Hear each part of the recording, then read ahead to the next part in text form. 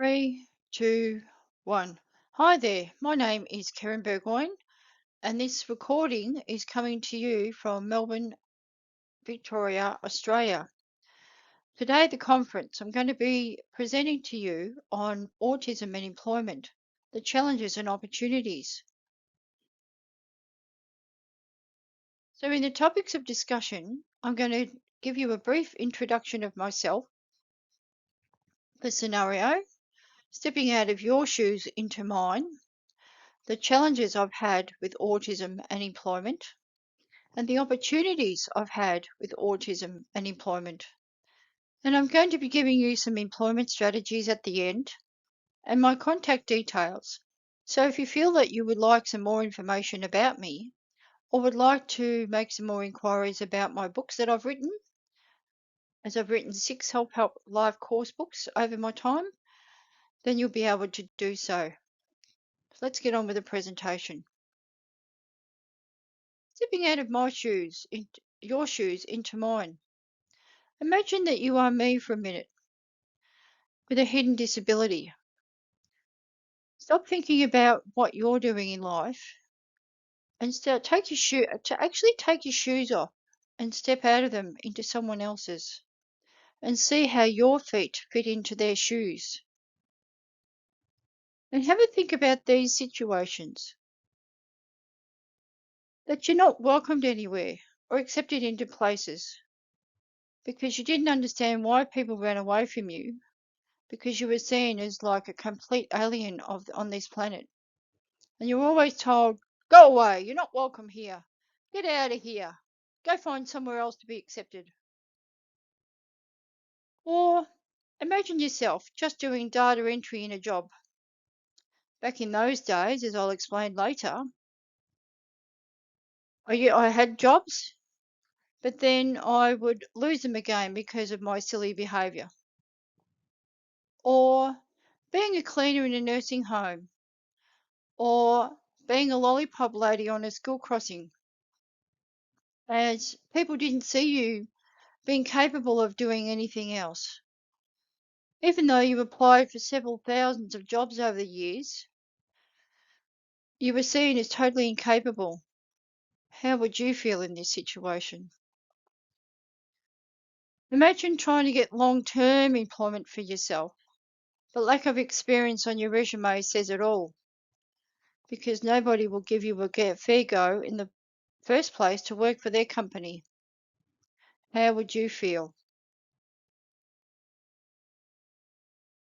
I was diagnosed at the age of 30 with what was known back then in the late 90s with Asperger's syndrome.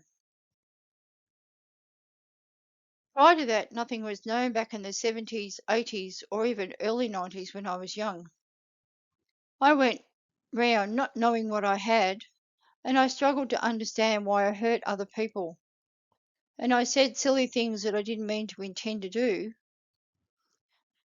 but I didn't understand what I was saying to actually hurt them in the first place. So when I got diagnosed, it helped me to understand why I behaved the way I did. This then started a life journey, and I had to completely introduce myself to myself and where I lived and who I was, and learn to make choices for my own life. But the lack of expectations and acceptance of me wasn't fair. And I was always the problem that nobody wanted to have around or have anything to do with in the long run. But that's changed because I've got a great network of long-term friendships. When I went to work, eventually finding a job myself, I'd end up losing it again because of my behavioural issues I displayed at the time. I didn't realise this as not being able to communicate or socialise, but I was also very immature for my age as well. People often thought of me in workplaces as just being a pest, as I often wandered around the office watching what they were doing rather than being at my desk working alone on tasks that I didn't even understand how to do anyway. Even though they were explained to me, I just didn't get what I was required to do and ended up making a whole lot of mistakes I was told off for that I didn't intend to make either. When I worked for a Victorian government department over here in Australia,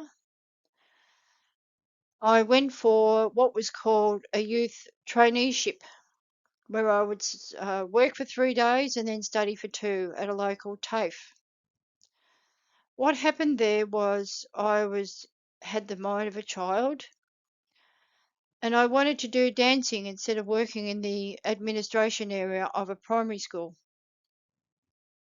They'd had enough of me by then, so I ended up being sent to another suburb where the department had a high school, was leasing an old high school that had closed.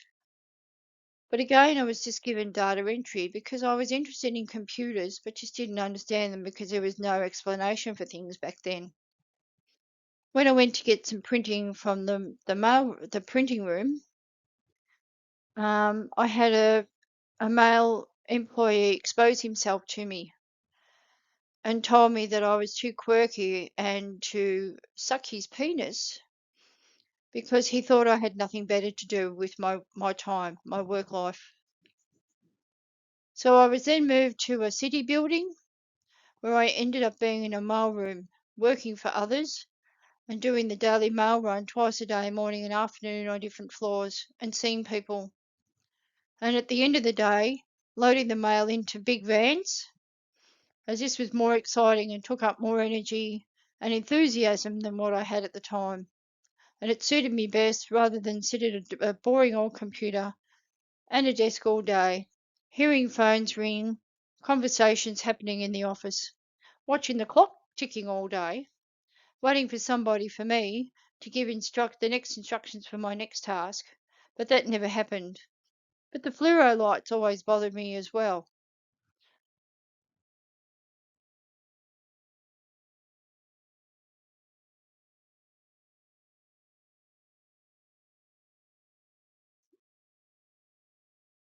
Back in those days, in the late 1980s or early 90s, you were able to find another job if you lost another one.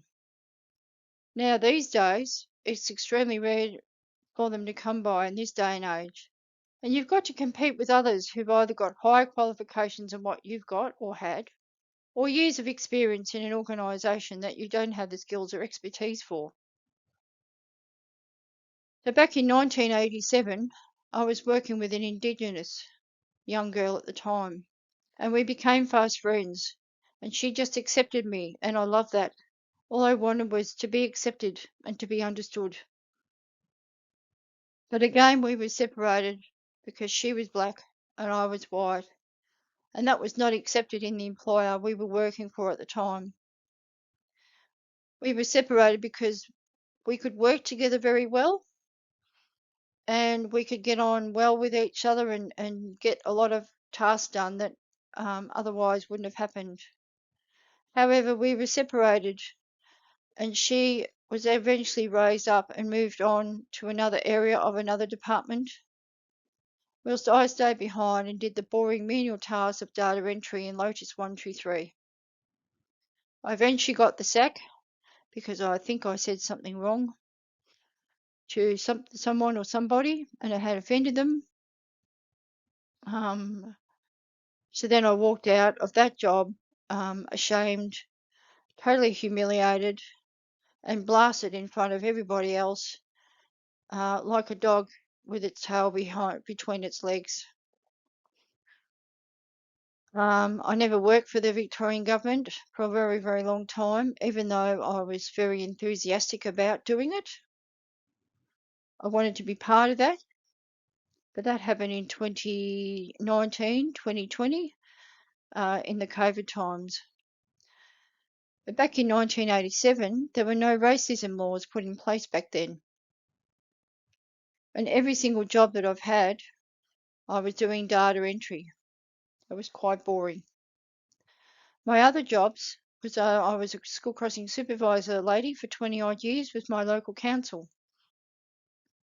And then just before COVID, I After an internship I completed for another Victorian Government department, the team was fantastic. They included me, they accepted me, they showed me what to do, they sent me an email, and they showed me what to do with their tasks. And in the end, I had run out of work to do, and I had to go and find work to do in that particular situation, in that particular employment opportunity, until it was the end of my internship.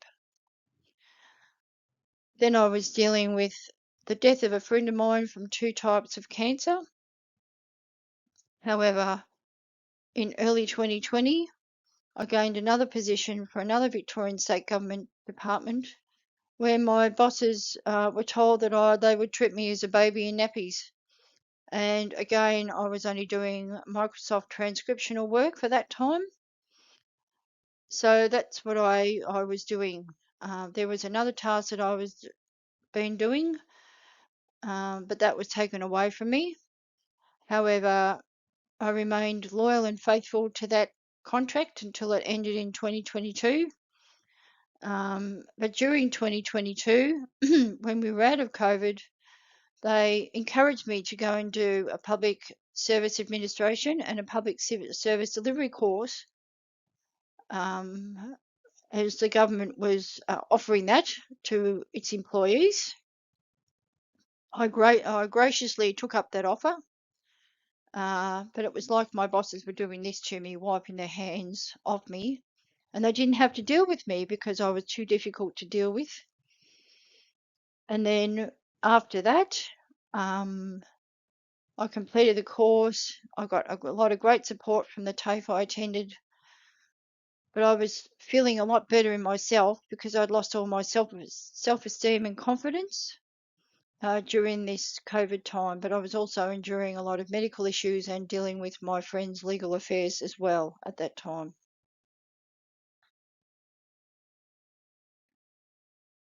So the opportunities of employment for me. I dreamt of moving on from the job that I had to another exciting role that I wanted to be in. My dream was to also run a business far and wide to educate and train people in autism spectrum disorders to get them to understand what it's like to live with. My business, K-Talk, was born in 2007. I worked hard at it till 2014. Then I had to shut it down temporarily. But now I'm back, bigger, brighter, and better than ever before. However, this month of July 2024, no, pardon me, I'll correct that. It was last month, June 2024. Someone has just offered me ongoing permanent employment in their company, a building construction company, which I never expected. This for me was a big dream come true.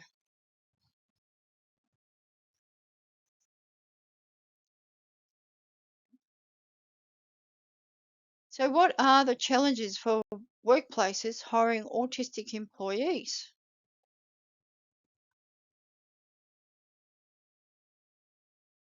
So, employment, what does it mean for you? How do you have a good quality of life when you're employed for someone you work with? Employment produces a range of outcomes, which including independence, choice, self-esteem, energy, identity, and realizing your potential. The things that you could do for your life to make it either better or having that extra income for a holiday or anything else that you desire that you want to do. But the external factors can include the attitudes of employers, the lack of understanding, awareness, and acceptance by employers, and very poor recruitment practices.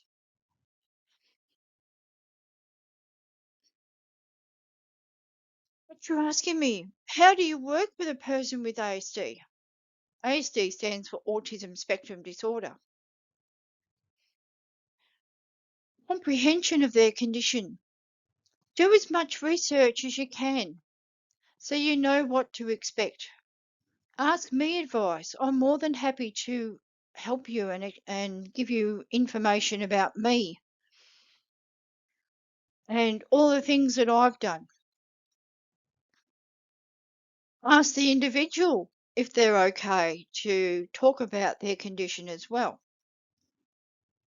But when you give them instructions, be direct and straight to the point with them. Don't muck around with them, as they won't know what you're saying or doing with them. Depending on where they are in their situation or their families on the autism spectrum. Now, they might be low functioning or they might be high functioning. They might be mid functioning. But you just never know where this person has actually come from. Again, think of it from their perspective and not yours. See where they've come from and the struggles that they have or they've endured in their life to actually comprehend that person's situation. If you're someone who's wealthy or rich and you've had a great life, think of somebody who's actually worse off than what you are, because there's always people out there who are struggling much worse than what you are. If you're in a position where you've got money coming in to the bank, you have a car and a house, think of yourself very, very lucky. Think of yourself in your situation to what someone else's situation is. Again, step out of their shoes, your shoes into theirs.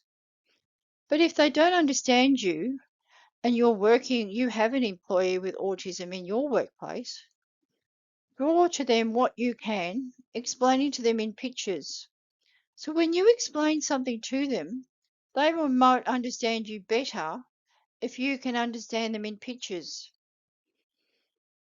And if you're able to put that into like a movie format, or you're able to think of something in that way, or put it down like as a child's level, then they might be able to understand you a lot better.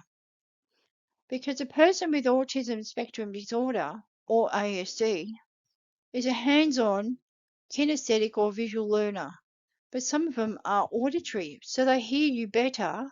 They work together with instructions, hearing instructions, rather than verbal instructions. So if I had a task list of things to do, and you just told me to go ahead and do it, I would say, no, you need to give me clear, concise instructions of what is actually required of this task, and I need you to show me what to do so that I'm clear, and I need to ask you a series of questions so that I can get on with the task and perform it clearly to you, and then hand that to you with 100% thoroughness of your so that you're okay with that. But I will do that thoroughly and make sure there's no mistakes. I'll have it aimed to perfection before I hand that task back to you. So now you're probably asking me, what can I do as an employer to hire someone with autism? What can I do to make my workplace a better neurodiverse place and more friendlier people with disabilities? So this is going to give you not only from autism side of things, but from physical disabilities as well. So accommodations are needed for different individuals. I call them diffabilities because we all have different abilities, strengths, skills, and talents. We don't have disabilities because if we're known as people who are disabled, then other people just say that we can't do anything. So it's called diffabilities. So you need to develop management strategies to include the individual's differences. My managers never explained the unwritten rules of the workplace. I never had a structural routine day, so they couldn't cope in some circumstances or instances. So sometimes writing step-by-step instructions to doing tasks could be necessary for your specific person you're hiring in the workplace. So workplaces are not user-friendly for people with autism. And here are some of the things that you can do to become a more neurodiverse and friendlier workplace for disabled people, is what I call it. Reduce the lighting of where they're going to be working. Or, for example, let them work in a place where there's a lot of natural light coming in from the window. They might wear a cap or sunglasses to overcome the light sensitivities that's coming into their brains. And their brains may not be able to cope with those fluorescent lights. They might have to work in a quiet office somewhere. You just never know what that individual will need until they come into your workplace. Letting them work on their own is another thing, so they don't get distracted. But supervision may be necessary, particularly when they are maybe looking out the window instead of concentrating on their work tasks.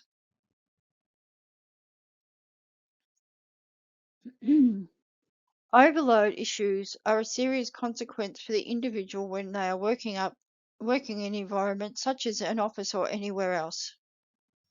So for me, as an individual with autism, when I'm extremely overloaded, there are three types of overload that I suffer from significantly. There's information overload, where I've been involved with a whole day session and there's a lot of people. There can be social overload, where I've been with people all day and I've had enough of those people and I need to take a break from the scenario or situation. And then there's sensory overload, where it can be very loud music or noise or even lights. So, for example, I've seen people in a workplace wearing sunglasses and cap, or not even being able to participate in work tasks. So for me, if I'm overloaded, I'll have to notify my supervisor or boss that I'm overloaded and can I finish off my task the next day. Then I come home and I'll completely block out my bedroom, make it as dark as possible. I'll get my pajamas on and I'll have to sleep 24 hours, 36 hours until that information is processed. Then I'll come out of my room and then I will explain to the family members I live with that this is what has happened, this is what I've processed, and I'm now okay. So tell the individual that it's okay to come back and finish off the tasks the very next day. And sometimes it's an issue when the individual wants to stay back and finish off that job before they go home for the night. So tell them it's okay. Come back tomorrow or the next day. Again, how do I modify my workplace for employees with disabilities? Okay, so in this case, for people who've got wheelchairs, ensure ramps, disabled toilets, kitchens and sinks are at wheelchair height for those who are physically disabled. Ensure lights are dimmed or at a lower wattage for those on the autism spectrum, placing those people at desks where natural light comes in. Allow the individual to wear a cap and sunglasses if the office is extremely bright to work in. Music can also be comforting, and work tasks can be greatly accomplished quicker if the individual is allowed to listen to music on their headphones or even wear earmuffs, which is another strategy that I use sometimes.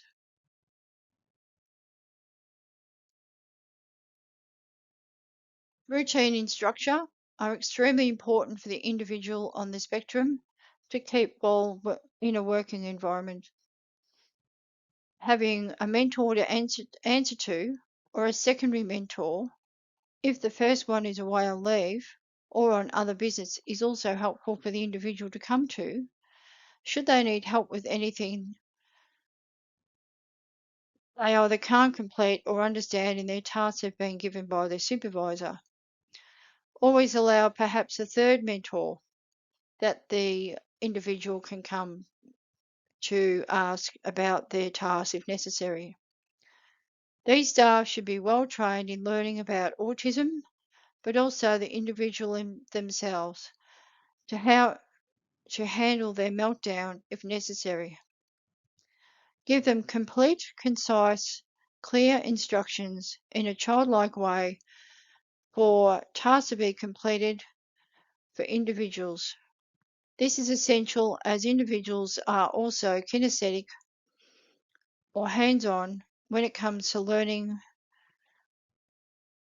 or working within your new environment. Again, draw diagrams if you have to show them the individual of what you require them to do.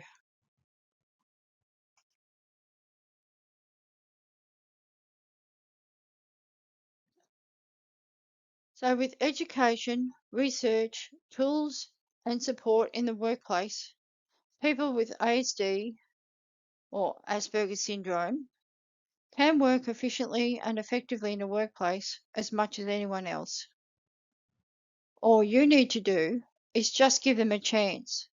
Give them that opportunity at working with you and your staff and your organisation for them to shine and to see their skills and abilities and talents and allow them to shine again in their professional but obsessive topic area, such as computer programming, arts or design, or computer science, for example. Many employers achieve unimaginable goals through people with autism spectrum disorder with the highly productive work they do. Employment is possible through achieving positive goals for people with autism spectrum disorders. So in conclusion,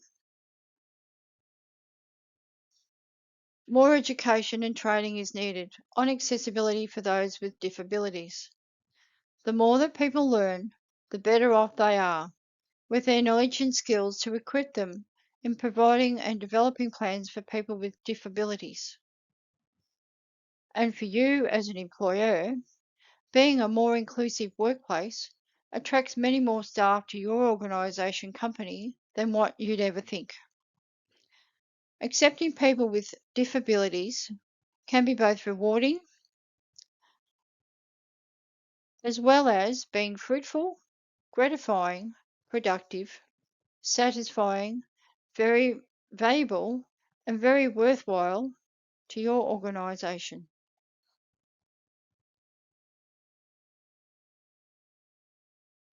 So here are my contact details. My phone number is 613 and then the following number on this screen. Should you wish to contact me, please do so via my website. And in the second half of this year, I will also have my books for sale on my website. So then you can download videos like this if you wish to do the courses that I provide you online.